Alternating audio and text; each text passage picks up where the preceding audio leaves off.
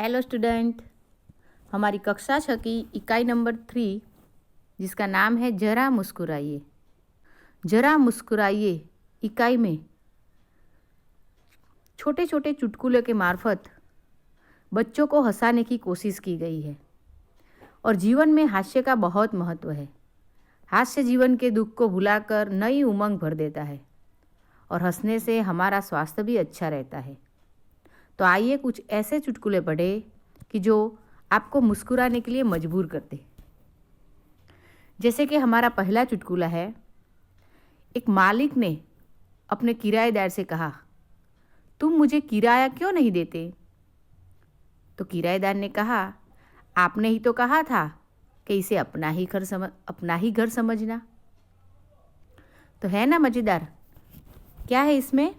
मालिक को किराएदार अपना किराया कुछ महीनों से नहीं दे रहा था, तो मालिक ने किराएदार से कहा, तो किराया क्यों नहीं देते?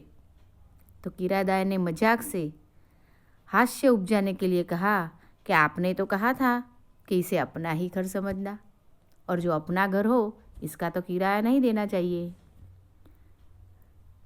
और इस तरह दूसरा चुटकुला है कि एक दिन सोनू का सिर फट गया तो वो डॉक्टर के पास जाता है और डॉक्टर सोनू से पूछते हैं, यह कैसे हुआ? तो सोनू ने कहा, मैं पत्थर से कील ठोक रहा था और एक आदमी ने मुझसे आके कहा, गधे कभी खोपड़ी का भी इस्तेमाल किया कर। तो ऐसे छोटे छोटे मज़ेदार चुटकुले लेकर हमारी ये इकाई है जरा मुस्कुराइए। तो इस चुटकुलों को आप अच्छी तरह से समझ पाए, इसके लिए हम एक छोटा सा वीडियो देखते हैं और वीडियो देखने के बाद आप उसका पठन करना, तो आप इसे बेहतर तरीके से समझ पाएंगे। तो चलो देखते हैं वीडियो। मालिक किराएदार से, तुम मुझे किराया क्यों नहीं देते? किराएदार, आपने ही तो कहा था इसे अपना ही घर समझना। सोनू का सिर फट गया। डॉक्टर सोनू से, यह कैसे हुआ? सोनू डॉक्टर से, मैं पत्थर से कील ठोक रहा था। एक आदमी ने मुझसे कहा, गधे कभी खोपड़ी का भी इस्तेमाल कर लिया कर। जरा ऊंचा बोलो।